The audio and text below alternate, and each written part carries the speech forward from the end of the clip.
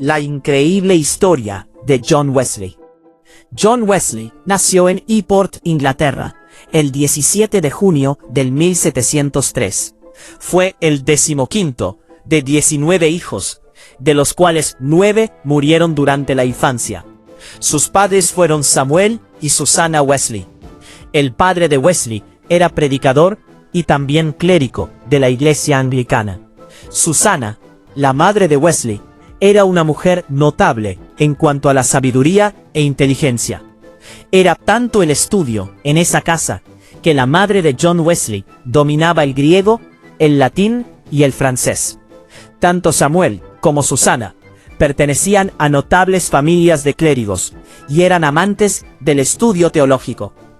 Una de las mayores influencias en la vida de Wesley fue su hogar, especialmente Susanna, su madre. La vida en el lugar de Newport era gobernada rígidamente.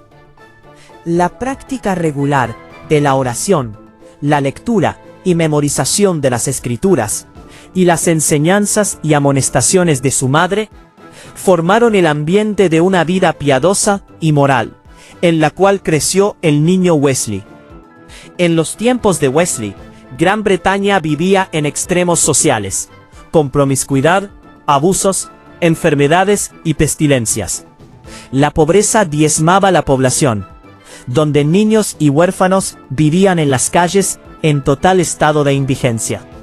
Un grupo de personas sensible a la situación vislumbró la necesidad de llevar a las calles la función de la iglesia, es decir, pastorear a los necesitados, atendiendo a las personas y ocupándose de ellas, cosa que John Wesley haría más adelante de manera revolucionaria. Estudió en la escuela de Charterhouse de Londres, y ya para el 1720, a los 17 años de edad, entró en la Universidad de Oxford. El 19 de septiembre del 1725 fue ordenado diácono, y el 22 de septiembre del 1728 fue ordenado sacerdote de la iglesia anglicana. Para este tiempo, las órdenes sagradas eran un paso necesario para convertirse en compañero y tutor en la universidad. En su estadía en Oxford, fundó el Club de los Santos, o Club Santo. En este club estaban Robert Kirkham, William Morgan, George Whitefield, los mencionados hermanos, es decir, Charles Wesley y John Wesley. Este club vivía bajo una seria disciplina, incluyendo ayunos y tiempos de oración, y lamentablemente se enfocaron mucho en una salvación por obras. Bajo esta dinámica, Wesley luchó por algún tiempo, buscando la seguridad de su salvación.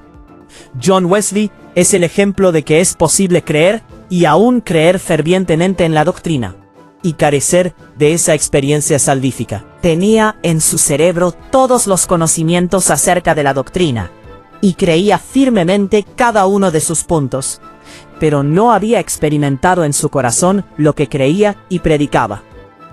Su naturaleza religiosa se profundizó con el estudio y la experiencia, pero no fue hasta años después de dejar la universidad y entrar bajo la influencia de los escritos de Lutero y otros reformadores, cuando sintió que había entendido el Evangelio de la Gracia.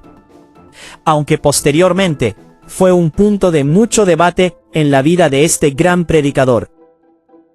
Durante su viaje a Georgia, donde quería ser misionero entre los indios, el barco en que viajaba fue azotado por una tormenta. Wesley, junto al resto de los viajeros, se llenó de temor.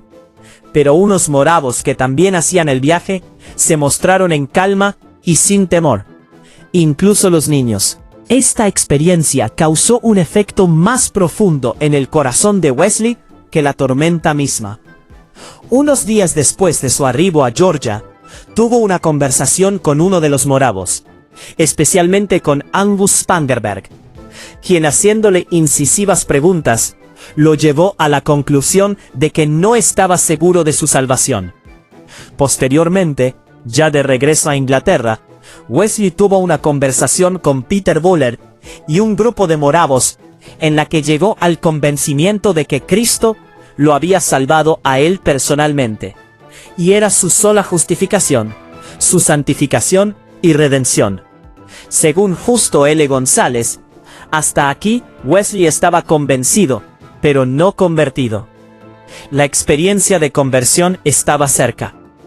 Esta experiencia tuvo lugar el 24 de mayo del 1738, en una capilla en la calle de Undergate en Londres. El propio Wesley nos narra que en la noche de esa fecha, fue muy renuentemente a la capilla mencionada, en donde se estaba leyendo el prefacio de Lutero a la Epístola de los Romanos. Faltando aproximadamente 15 minutos para las 9, mientras se leía las palabras que indican el cambio que Dios efectúa en el corazón por medio de la fe en Cristo, sintió un calor extraño en su corazón, y confía en Cristo únicamente para su salvación. Y añade que le fue dada la seguridad de que Cristo había borrado todos sus pecados, y que era salvo de la ley del pecado y de la muerte. Esto marca un nuevo principio en la vida del fundador del metodismo. Wesley se transformó en un predicador incansable y un escritor inagotable. Llegó un momento clímax en la predicación de Wesley, y los religiosos de ese tiempo le prohibieron predicar en los púlpitos de las iglesias parroquiales. Es ahí donde empezó la revolución de Wesley, y este predicador anglicano empezó a predicar al aire libre, cosa que era poco entendida para ese tiempo. El amigo de Wesley en Orford, el evangelista Joel Whitefield, también fue excluido de las iglesias de Bristol a su regreso de América. Yendo al pueblo vecino de Kingswood en febrero del 1739, Whitefield predicó al aire libre en una campaña de mineros. Más tarde, predicó en el tabernáculo de Whitefield. Wesley dudó en aceptar el llamado de Whitefield para copiar este paso audaz. Superando sus escrúpulos, predicó por primera vez en el sermón de invitación de Whitefield al aire libre, cerca de Bristol, en abril del 1739.